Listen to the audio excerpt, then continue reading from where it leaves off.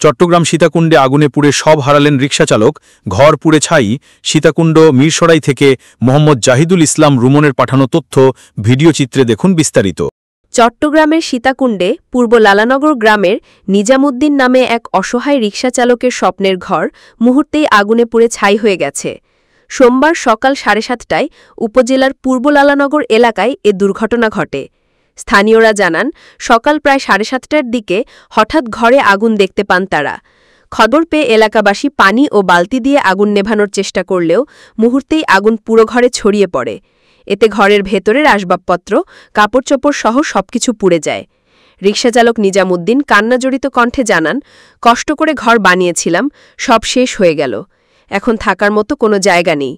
প্রাথমিকভাবে ধারণা করা হচ্ছে গ্যাসের চুলা থেকে আগুনের সূত্রপাত হয়েছে। এ ঘটনায় প্রয়োজনীয় দলিলপত্র সহ ক্ষয়ক্ষতির পরিমাণ প্রায় 8 লক্ষ টাকা বলে জানিয়েছে স্থানীয় ভুক্তভোগী।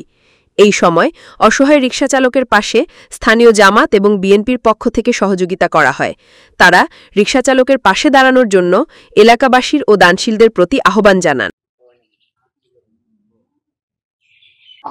আমি রিক্সা চালক, আমি রিক্সা চালাই, ভাত খাই, দিন আনি দিন খাই। এখন 10 ভাই বন্ধু সমাজের পয়সালা মানুষের সাহায্য সহযোগিতা করলে আমি ঘরটা বাঁধিয়ে মানি থাকবে ব্যবস্থা করে দিলে মানি থাকতাম, জানার হেলদে করে দিতে প্রশাসনের সাহায্য সহযোগিতা কামনা করি, সাহায্য সহযোগিতা কামনা করি। এছাড়া মানি তার কোনো ফেনার মানি বেকিং হরিয়ে চালিয়ে গেছে এই এরি।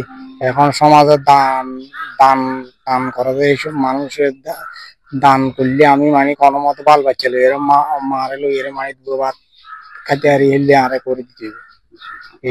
কতজন পরিবারে 3 জন 4 জন 3 জন। জি।